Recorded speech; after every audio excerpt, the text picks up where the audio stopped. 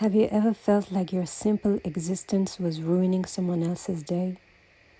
Like just breathing provoked a huge rage, and the more you try to manage the situation, the worse it gets. You just keep being angry. Sometimes it's strangers, sometimes it's people who know you, and it makes you wonder, what exactly am I doing to get this kind of reaction? Well, here's the general answer. It's not you, it's them. Strange encounters. Some of the clearest examples happen between strangers. Random passing moments, and yet they leave a mark. A girl walks down the street in a long bright dress, feeling herself, confident, and out of nowhere, an older lady screams, "Your dress is ugly!" She just couldn't resist ruining her mood. Another time, a guy yells at a young woman holding an ice cream, "Don't eat that, you're fat." She didn't ask for that. Her only crime? Simply living. You could be big, tall, small, skinny, beautiful, plain. It doesn't matter. The issue for them is that you are. That's all it takes to trigger something ugly in someone else. And once you realize how absurd that is, you'll finally start living. You will stop shrinking yourself. Daily microaggressions.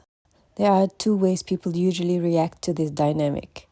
Some shrink themselves, just like I said, down to avoid being targeted.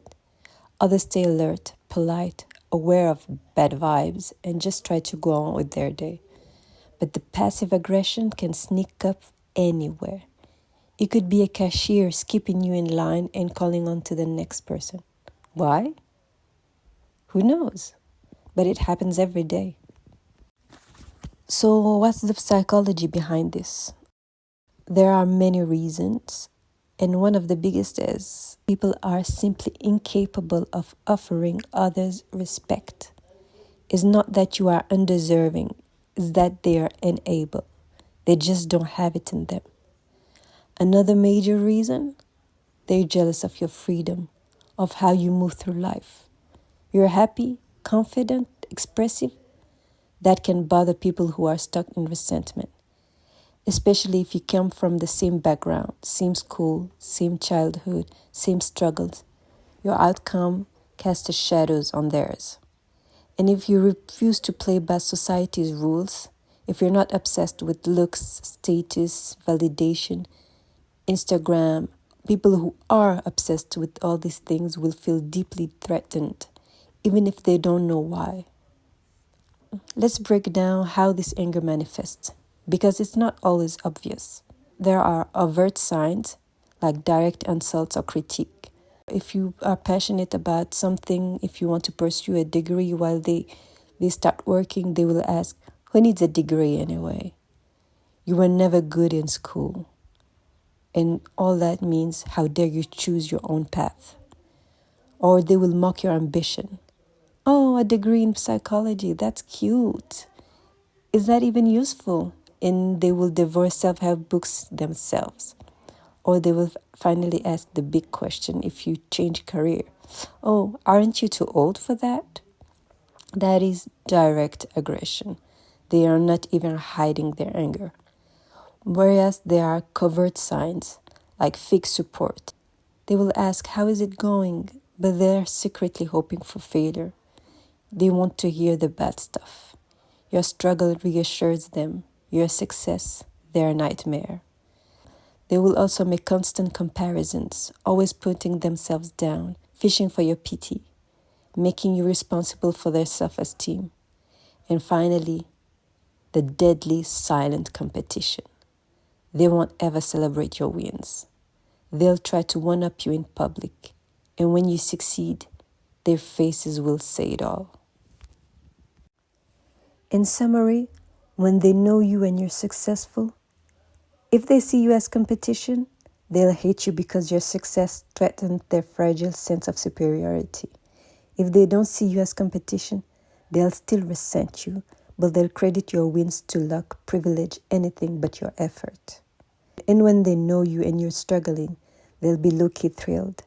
Misery makes them feel better about their own inertia. They'll blame you. Your flaws or tough circumstances will prove you're just not good enough. They'll push you to stay stuck, reinforce that you can't escape your situation because they haven't. And when they don't know you, well, distance removes empathy. They project all kinds of garbage onto your image, your body, your tone. And in the age of online life, it's only amplified. So in the end, what can you really do about it? Well, first, avoid those people. If someone only wants to hear about your failures, don't feed them. It won't make you feel better to talk about it too much. Don't take it personally. It's often projection. It's not about you. Sometimes you need to talk back calmly. Show you're not a passive prey. Assert yourself. Use humor. Disarm the nonsense without letting it land. Sometimes be also a bit more low-key. You don't have to showcase your joy to strangers, especially if you don't want the attention. Or be unapologetically bold, but that is only if you can handle the backlash.